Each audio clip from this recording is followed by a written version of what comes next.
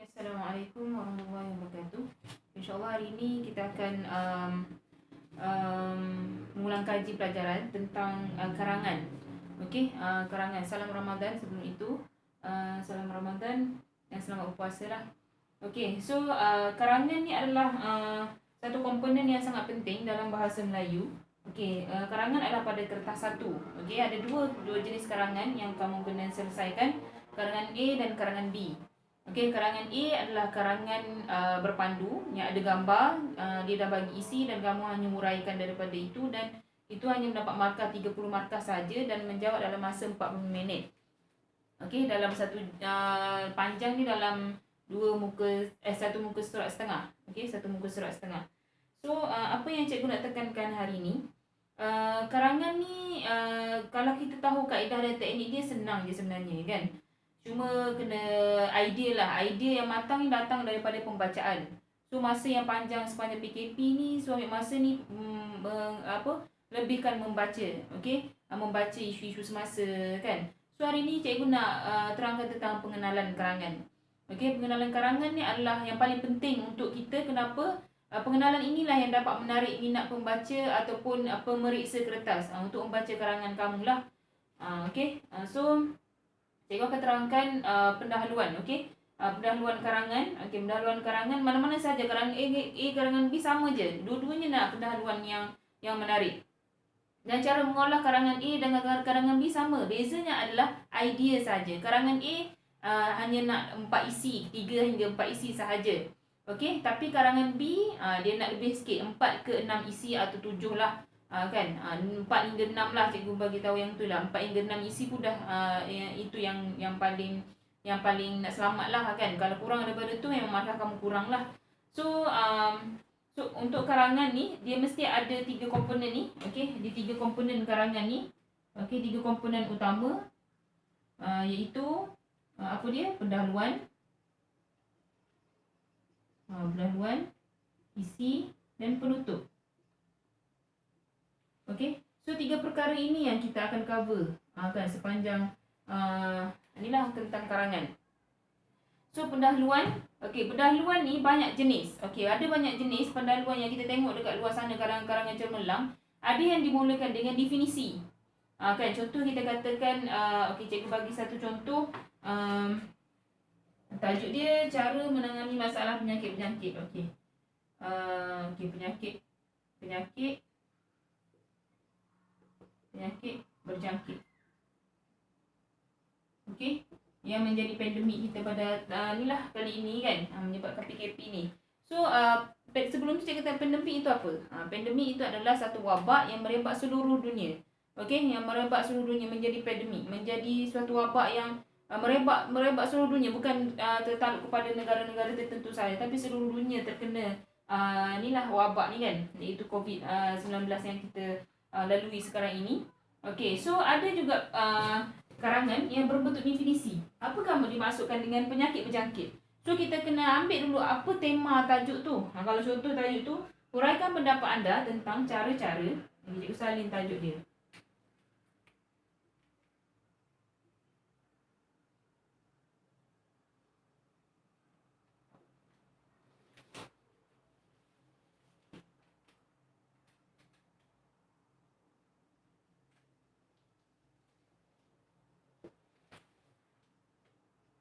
Cara-cara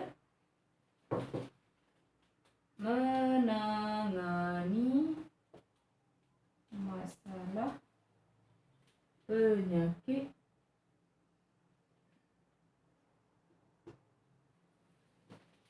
berjangkit. So tema tajuknya adalah penyakit berjangkit. So penyakit berjangkit inilah yang kita kena berikan dia utama. Kan penyakit berjangkit adalah yang beri tajuk utama. So kita kena fokuskan penyakit berjangkit. So daripada kita dah tahu tema dan penyakit berjangkit, so cara menangani ini adalah arahan tugasan. Dia nak cara-cara arahan tugasan. So tema dia penyakit berjangkit. So kalau nak ada juga pendahuluan yang bentuk definisi. Penyakit berjangkit merupakan penyakit yang dikategorikan sebagai penyakit yang boleh merebak melalui sama ada bagi definisi. Definisi ni kamu kena baca, kena adakan pembacaan. Peristiwa Peristiwa dalam sejarah yang berlaku di negara kita malah berlaku juga di negara luar, iaitu penyakit berjangkit yang semakin menular, kan, membahayakan kesihatan macam-macam. Itu peristiwa. Okey, kita dengar daripada peristiwa dalam berita ke, kan, peristiwa kematian, kan, seramai 80 orang 90 orang yang meninggal, kan. Sejarah menukilkan terdapat beberapa penyakit berjangkit yang telah menular dalam negara kita. Contohnya penyakit H1N1 yang telah membunuh seramai. Itu fakta, itu sejarah yang lepas. Okey, sejarah ni benda yang lepas, kan. Fakta menunjukkan kaum lelaki, kan, lebih cenderung untuk dijangkiti berbanding dengan kaum perempuan. Okey, untuk penyakit berjangkit. Statistik telah menunjukkan seramai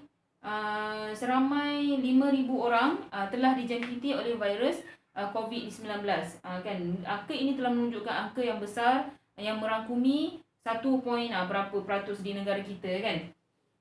Okey, dan peribahasa, ada juga peribahasa, okey, mencegah lebih baik daripada merawat. Ini merupakan kata-kata ataupun merupakan peribahasa yang sering kita dengar, dan seharusnya kata-kata ini perlu dijadikan sebagai pedoman dalam menangani penyakit berjangkit, kan, pada hari ini. Mulakan dengan berasa pun boleh. Okey, ada guna lirik lagu. Lirik lagu apa?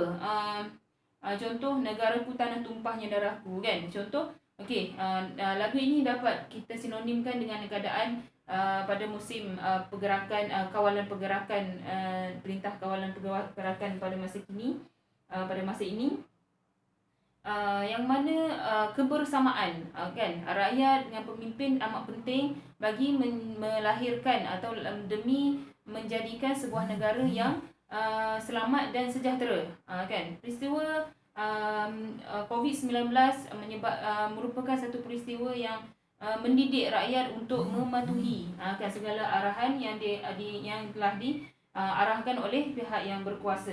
Okey, ini adalah berbentuk lirik lagu. Okey, dia berbentuk lirik lagu. Kita masukkan sikit lirik lagu, dan bermacam cara. Pendahuluan ni bermacam cara kita boleh buat asal dia dapat menarik pembaca ataupun menarik pemeriksa. Okey, menulis, oh hebat dia boleh masukkan fakta-fakta sejarah, peristiwa-peristiwa, kan. Itu lebih menarik daripada kita macam penyakit berjangkit senang menjangkiti orang lain. Macam semua tahu memang menjangkiti orang lain. So benda tu tak menarik. So macam mana nak menarik? Kena masukkan definisi yang bombastik sikit, kan. Yang peristiwa-peristiwa sejarah, fakta. Ini yang menunjukkan markah-markah yang cemerlang. Okey. So pendahuluan tadi. Okey. So dalam pendahuluan, okey, cikgu nak beritahu yang kriteria karangan cemerlang. Okey, karangan cemerlang temanya mesti jelaslah tema, ikut tema. Jangan tiba-tiba penyakit berjangkit kita pergi ke penyakit berbahaya. Lain. Okey, penyakit berbahaya lain. Penyakit berjangkit ni penyakit yang boleh berjangkit melalui udara. So penyakit berbahaya tadi penyakit yang terdiri daripada penyakit jantung, yang tu tak berjangkit. Lain jangan tersalah tema, jangan tersalah tajuk lain, apa lain, kan. Tak boleh. Penyakit lain, penyakit berbahaya lain, penyakit ada penyakit yang kronik lain, kan, lain-lain. Okey, so kena jelas tema ni, kena karangan ikut tema lah. Lari tema memang lari terbelah karangan. So kalau lari tema, markah boleh sampai separuh dapat markah. Okey, idea yang matang ni isi-isi selepas daripada pendahuluan ni ada isi-isi, kan. So ada idea yang matang, kosakata yang luas ataupun yang gramatis lah, kan, ayat yang gramatis. Gramatis ni pada era modernisasi, kan, dunia menyaksikan iktisad, negara membangun, apa-apa je lah yang gramatis. Kosakata yang luas, memperkuatkan penggunaan kosakata yang pelbagai. So boleh search apa dia maksudkan dengan kosakata, kan. Ambil masa ni untuk ulang kaji kosakata, latihan ayat-ayat gramatis, kan.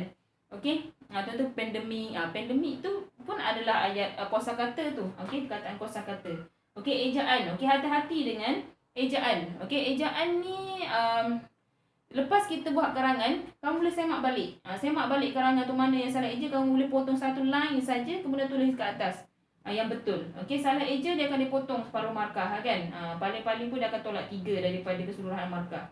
Okey, tulisan kemas. Okey, so Musim-musim PKP ni boleh cuba buat latihan. Okey, buat latihan tulisan yang kemas supaya pemeriksa tu rasa nak baca karangan anda. Kan? Kalau tulisan tu cacar merbah kan, yang tulisan yang sengit-sengit semua kan.